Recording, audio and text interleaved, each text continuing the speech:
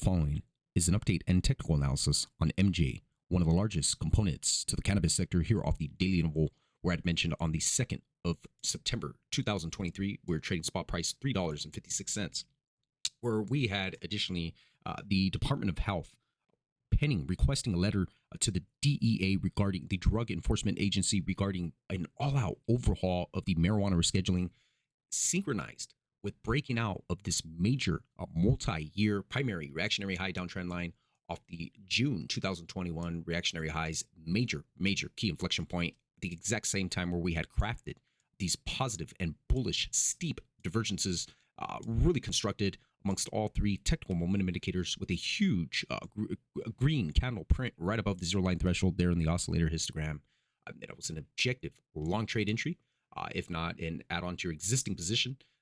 wait for either a back test or a nice clean break above the $3.58 resistance. And here's just the update.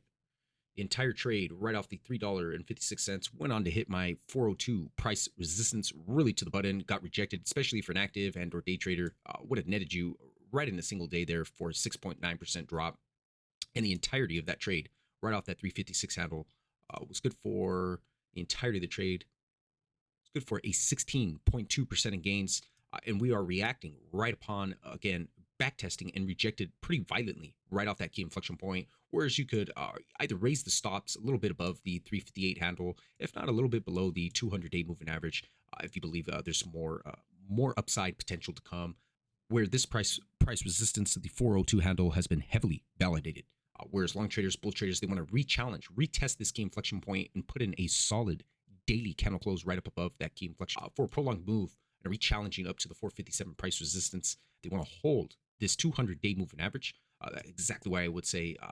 as a recommendation, where you could set some stops below the 200-day moving average, if not collect and cover profit right amongst that 402 price resistance. And that will be a pivotal inflection point for any long traders and or bull traders to buy on that retest, buy back on that healthier pullback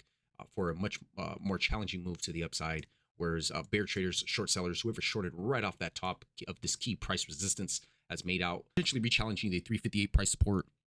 and or 330 price support as well, which would need to be heavily defended. I'll call it a triple line of transitioning points, with the 50 exponential moving average hovering in up above, and additionally the primary reactionary high multi-year price resistance, and then ultimately the 330 price support. So big price support there right off that key inflection point as well, with multiple reactionary highs, reactionary lows, and wick reactions right across that entire sphere there.